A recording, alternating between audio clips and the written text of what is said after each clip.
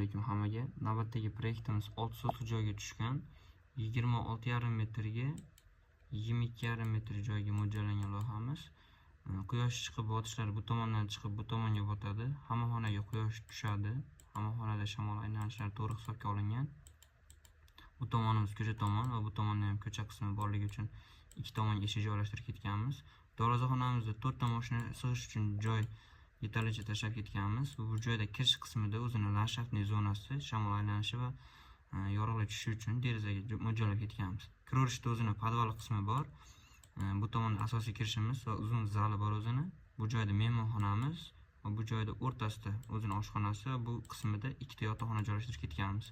Kattalar uchun va bolalar uchun. Bu joyda asosiy sanuzelimizni joylashtirib ketganmiz o'rtasiga. Bu tomonga o'tadigan bo'lsa ikkinchi oila uchun mo'ljallaganmiz. O'zini yotoqxonasi, ichkarida sanuzellar mo'ljallangan va asosiy общий sanuzelimiz.